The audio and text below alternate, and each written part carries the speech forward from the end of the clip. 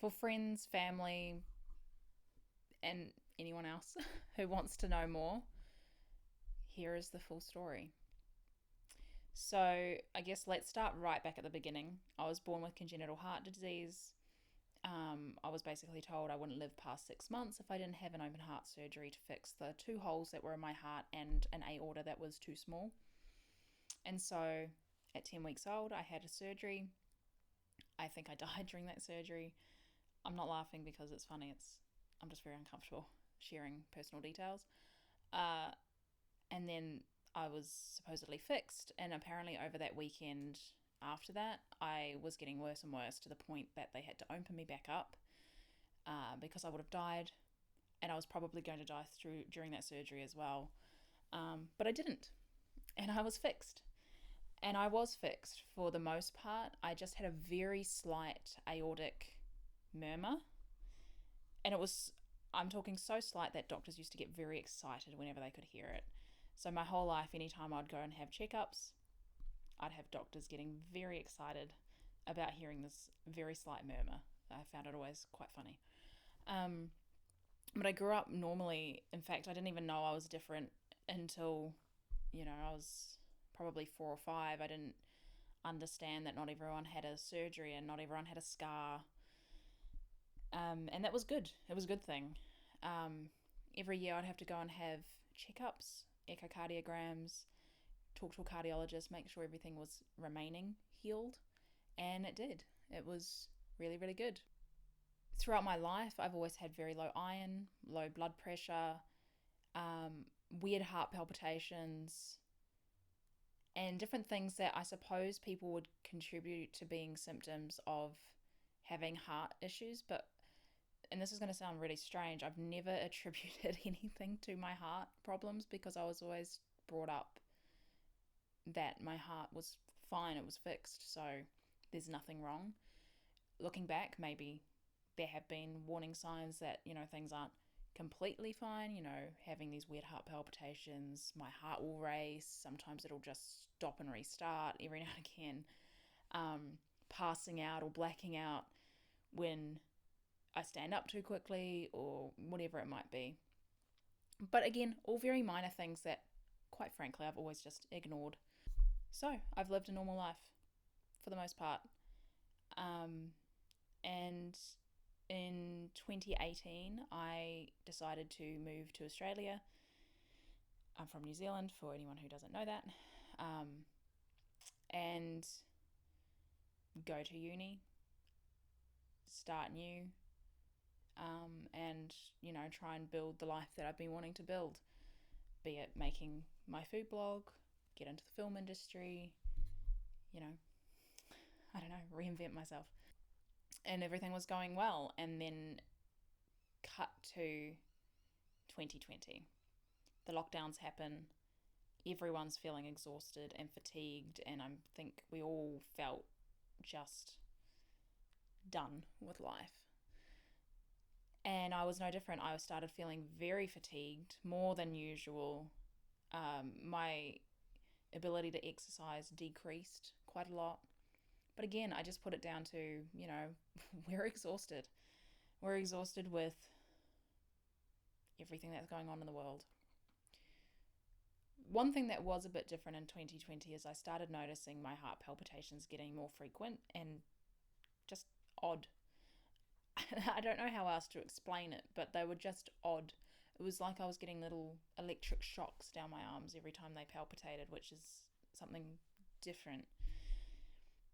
And so in 2021, that started happening a lot worse. Anytime I'd get my heart rate slightly up, I'd feel like I was getting like little tingles in the tips of my fingers and just really odd things that, again, I thought was strange, and it started to concern me, but not drastically. However, it did push me to go and get one of my checkups because it had been about 4 years since I'd been checked with an echocardiogram and with a cardiologist, because at the age of 18 they had decided, hey, you've been going so well, we only need to do checkups every 4 years rather than every year. Anyway, it had been about 4 years because, of course, with the move to Australia and everything like that, my hospital records and everything get transferred, and everything gets thrown out. So I hadn't pursued looking for a cardiologist. I hadn't pursued getting the checkups, and quite frankly, I just got lazy with it. So in some ways, those heart palpitations appearing forced me to actually find a cardiologist in Australia and get my checkup. And thankfully I did. In about September of 2021, I had the echocardiogram and I had the checkup with the cardiologist. And I went in thinking, maybe I'd have to just have a heart monitor for a little while, see what was happening with the palpitations, but there's probably nothing. That was very naive on my part. When I saw the cardiologist, it's never good when they can't quite look you in the eye. They're not jovial, because I've seen many, and they go through, the things you already know.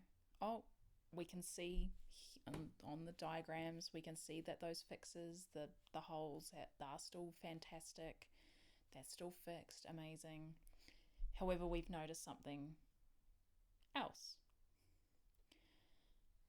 We noticed that your tricuspid valve, which is on the right side of the heart, so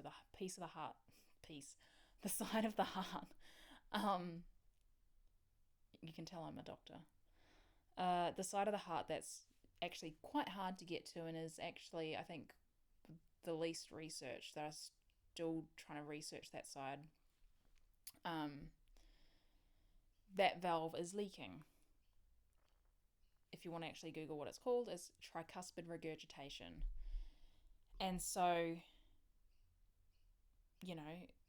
asked what does that mean? How bad is it? And he said, well, it's not terrible, but it's not minor. I said, well, again, what does that mean? I just wanted straight answers. I know that they're trying to be sensitive and not, I guess, scare me, but just give me straight answers, please. And he said it's a 3 out of 4. 4 out of 4 being the worst. Okay. That's a lot to take in by myself. And so I asked, well, what does that mean? And he basically said, well, if it keeps getting worse, that means heart failure and death in a lot of cases. But again, this tricuspid valve could stay at a 3 out of 4 for the rest of my life, and I never get worse. I never get more symptoms. It could get a lot worse quickly, or in 10 years' time, or in 20 years' time.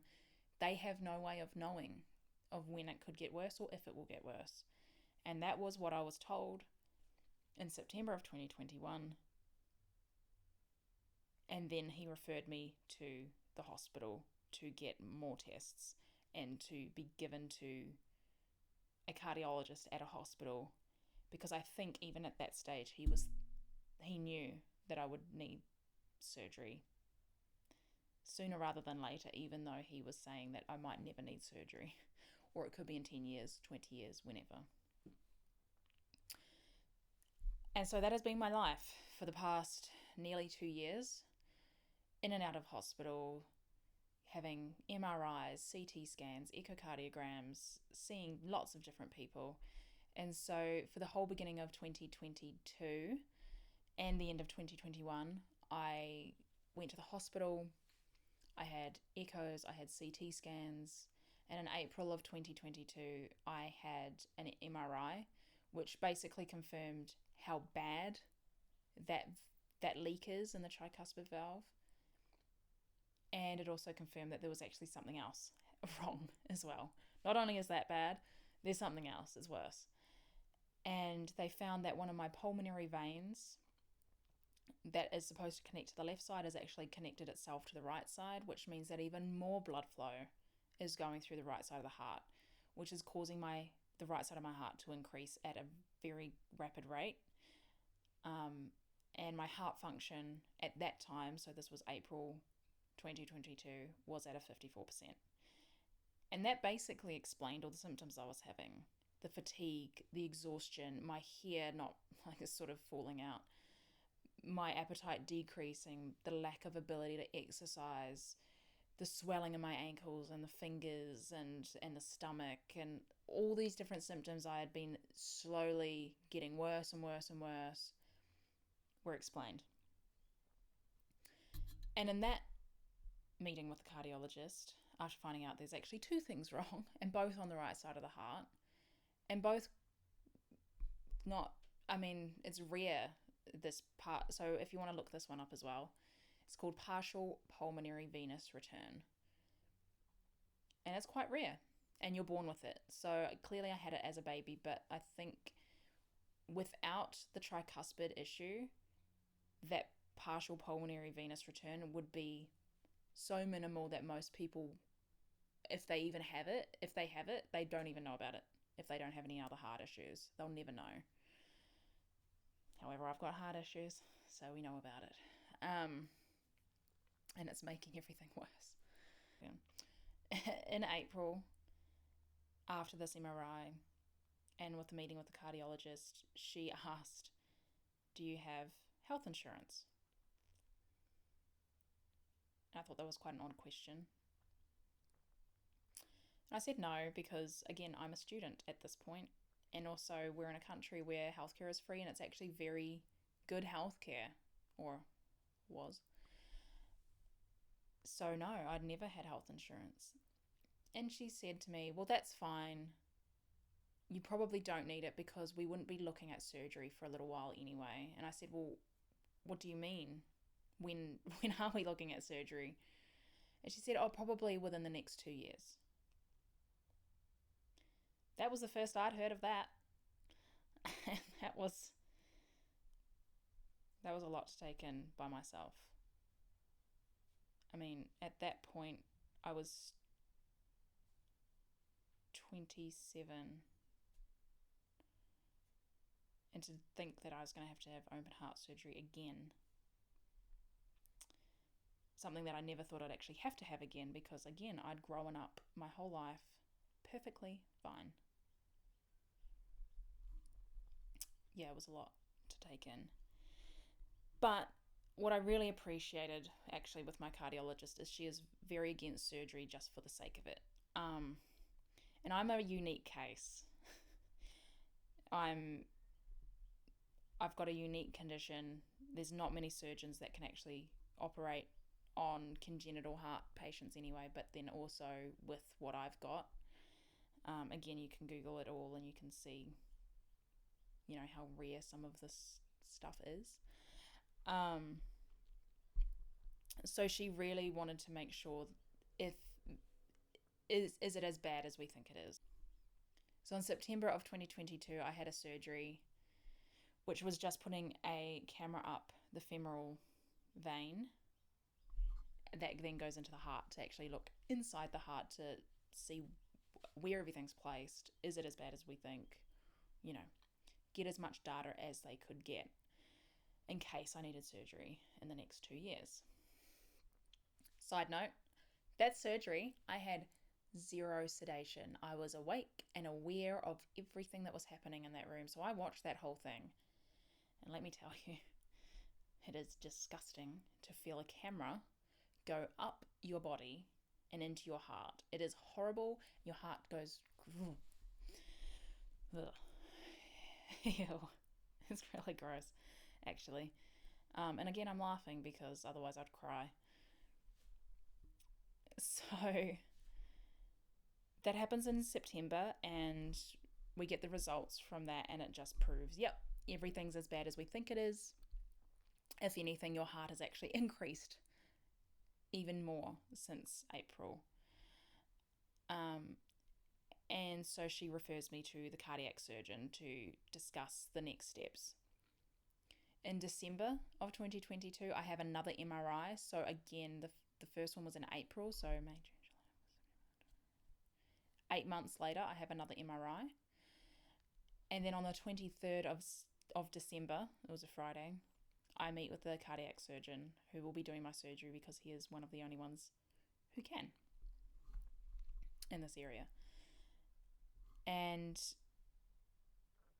it is in that room that I find out that actually, no, it won't be 2 years of having, when I have surgery. It needs to happen as soon as possible. It needs to happen within the next 90 days. And so I am put on the 90-day wait list for surgery. Because basically, by that point already my symptoms was getting to an all-time low. I was feeling really terrible, actually. And he said that I needed to have surgery as soon as I can, because at the moment I don't have any scarring on my lungs. I don't have heart failure, but I'm close. But I don't have heart failure, which means that once we have the surgery, there is no long-term or permanent damage. So they want to get in there and fix it before that happens, obviously. And I also was told that while I might still be able to, manage my symptoms for another year, maybe 2 years, by that point, it wouldn't be fixing a heart, it would be replacing it with a heart transplant and all the complications that can come with that, or I would just be facing death. That was a lot to swallow 2 days before Christmas. It sort of confirmed what I suspected was the case. Because I was just feeling so terrible at that point. My ability to do anything was decreasing, seemingly by sort of the week. So in some ways, as much as I don't want surgery, that's not something I dream about in a fond way. It would have been nice to be fixed. And I also found out then that my heart function had decreased to 52%. And so within 8 months, not only had my heart increased quite significantly in size, but also my heart function was decreasing at quite a rapid rate. Cut to January. I do all the intake forms for surgery, I do everything that the hospital needs, and I'm on the wait list. And we're waiting. And waiting. And waiting. What we didn't realise is that in about 2022, after all the COVID situation, the hospitals, particularly in Queensland, but maybe in I think the rest of Australia, and quite frankly the world, have got really, really bad. Things would move reasonably quickly usually, but people who have been on the 30-day or 90-day wait lists are waiting a year or more. I didn't know this at that time. And so I wait. I ring the hospital multiple times. Do I have a date yet? When do you think it will be? And I am told, it'll be soon, probably in a few weeks. It could be another month. And I keep waiting. And I keep getting worse and worse and worse. My ability to just function is decreasing. And it was starting to get very noticeable to people. I was getting breathless a lot more. Even just sitting and talking and doing this, my heart rate is increasing. I'm getting very breathless. My memory started decreasing. I was making mistakes. It's so weird to feel your body just not participate when you're wanting it to do something, and it just physically will not do it. There's times where I go to pick something up and I just physically cannot, because my arms feel like lead all of a sudden. Like even just the thought of lifting a finger is exhausting. And that then caused the ability to do the things that I've loved doing, which is my food blog. It had been growing so well, finally, after years of working on it, and I finally was starting to make a side income from it, and I was really starting to get back into the love of baking and creating and making videos, and I had all these plans to start a production company and get everything underway while also working a full-time job. And that all sort of has fallen to the wayside over the past couple of years. It was already decreasing in 2022 because I just didn't have the energy with finishing uni and working and different things like that on top of this illness. But in 2023, it became basically impossible, and is basically impossible still. Here we are in September. I've been on the wait list for 250 days. I think they don't count about, I don't know, 20 of those days just because of days that you can't be operated on. And I still haven't had a surgery. And I'm getting to the point where I don't think I could actually work full time anymore. I probably shouldn't have been working full time this whole time because I am pushing myself way too hard. And I'm just reaching the point of where I don't think I can do that anymore. All the side things that I've been doing, like my blog, I just don't have the energy for. I'm trying. I'm trying my hardest. But it's a struggle. It's a massive struggle. And I don't actually know if I'm in heart failure or not at this point. It feels like I am. I have all the symptoms plus of heart failure. But I haven't had really a test since December last year. And I have got significantly worse to the point where friends and family and everyone like that can actually see it, like, drastically. It's even exhausting to watch a movie. The thought of having to actually focus on a screen is even exhausting. I've wanted to make this video for many, many months. But one, I'm not good at voicing my feelings, at voicing, my private business, even to people who are very close to me. It's not something I do.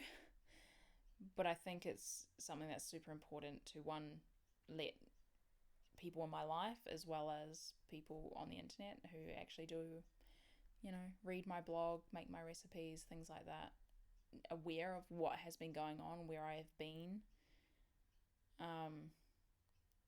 And also I think it's important for people to see the damage that the health system is doing to people. I know I'm not the only case of this. I know there's hundreds more who are also facing similar situations, not necessarily the same illness, obviously, but they've been waiting for surgeries that have needed to happen earlier, where their quality of life is being impacted drastically, and we're just expected to just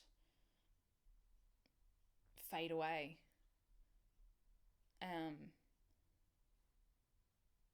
So I just thought it was important to make this video all around.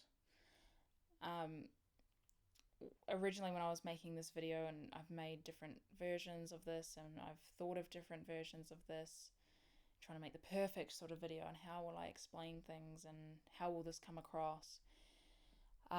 So it's actually taken months to come to this point, but at the moment I actually do have a date, finally. And it was just this week where I was told it was basically going to be in a month's time. On October the 12th, I'm penciled in for surgery.